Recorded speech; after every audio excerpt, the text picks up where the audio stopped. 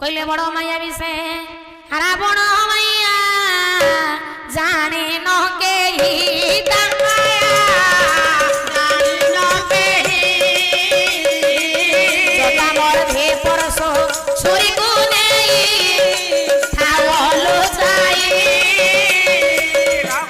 जटा भितर परस्वत छुईटा को लुचाई नहीं था दरकार पड़ले काढ़ीब नहले से जब लुचि करी ठीक से हैला परस्वत छुरी को नहीं की गल लंका अभिमुखे पहुंचाई छंदी राम लक्ष्मण को पाछोटी नहीं छिन सब रावण सुंदर आसन ऊपर बसाई देई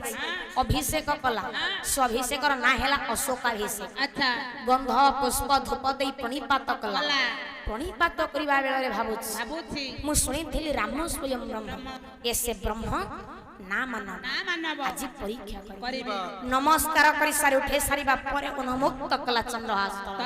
कलारे रे भूमि रात वरिष्ठ समर रावण कबळू रखा नहीं ए रावण कबळू रखा नहीं रावण कबळू रखा नहीं अरे हे जट्याबाज हां आज तू मरिबू कृष्ण को स्मरण कर कारण अस्त्र शस्त्र सब थोई आसे अच्छा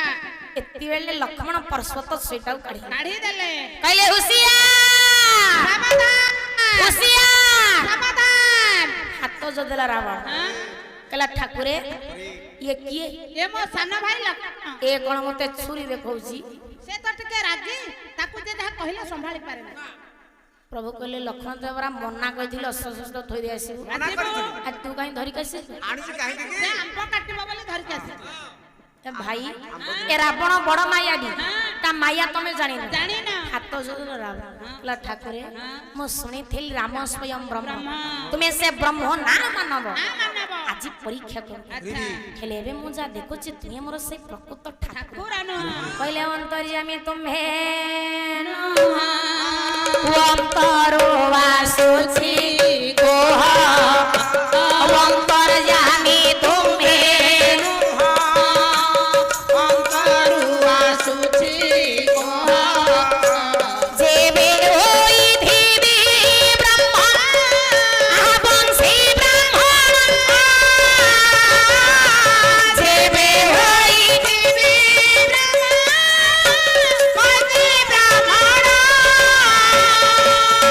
जदि मो ब्रह्म से ब्राह्मण होई थाए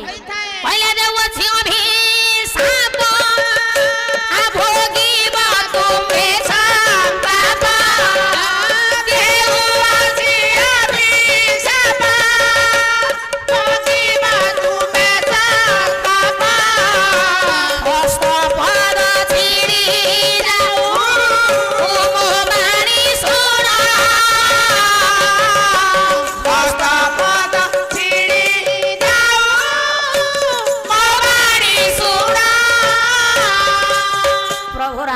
सरकाटी के हसी देले कहले अभिशाप तुम निश्चय फलिबा तुम्हे जेहेतु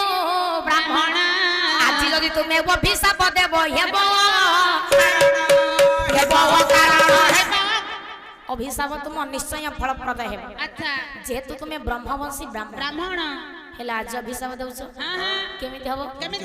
ए त्रेता जुग सरीबो द्वापर जुग सरीबो कली जुग रे तुम अभिशाप फलप्रद हेबो भक्त भगवान कर कीर्ति जुगे जुगे रहिबो आज रावण अभिशाप देला को अभिशाप देला हाथ पाद छिड़ी जाऊ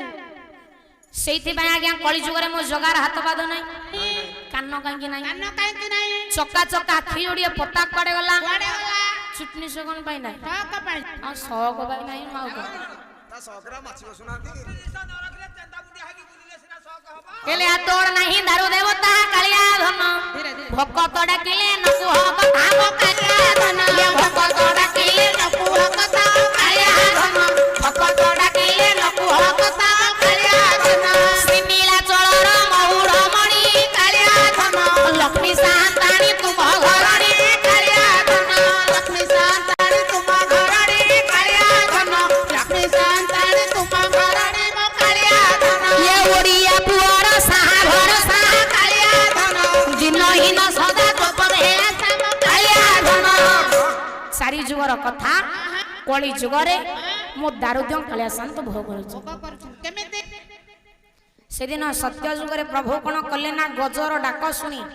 ସୁଦର୍ଶନ ଚକ୍ର ସାହାଯ୍ୟରେ କୁମ୍ଭୀରର ବେକଟାକୁ କାଟି ଦେଲେ କୁମ୍ଭୀର ଆଜ୍ଞା ମରିବାକୁ ପଡିଛି ହାତ ଯୋଡ଼ି ଦେଲା ହେଲା ଠାକୁରେ ମୁଁ ତ ଆପଣଙ୍କ କିଛି ଦୋଷ କରିନଥିଲି ମୁଁ ହେଲି ଖାଦକ ସେ ହେଲା ମୋ ଖାଦ୍ୟ ମୁଁ ତ ମୋ ଖାଦ୍ୟ ଖାଉଥିଲି ମଣିମା ଆପଣଙ୍କର କିଛି ଦୋଷ କରିଥିଲି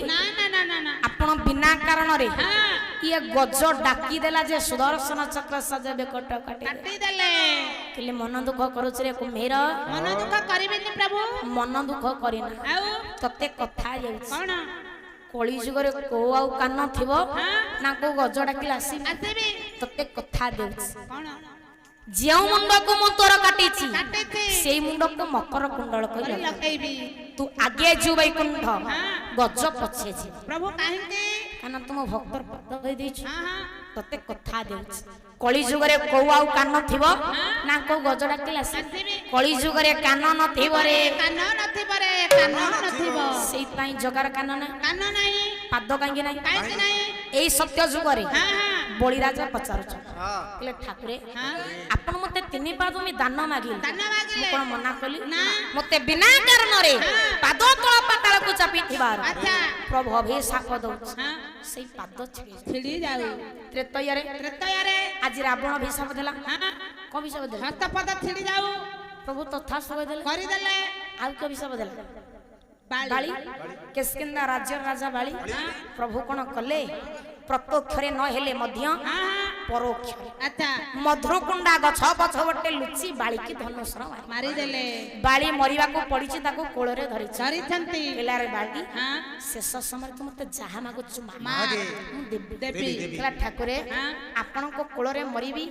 ଆମର କଣ ଦରକାର କିଛି ଦରକାର ପୁନର୍ବାର କହିଲେ ଯାହା ମାଗୁଛ ମାଗ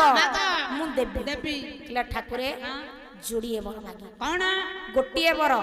ଯେଉଁ ହସ୍ତରେ ଆପଣ ମତେ ମାରିଛନ୍ତି ସେଇ ହସ୍ତ ଛିଡ଼ି ଯାଉ ଆଉ ଗୋଟେ ବର କଣ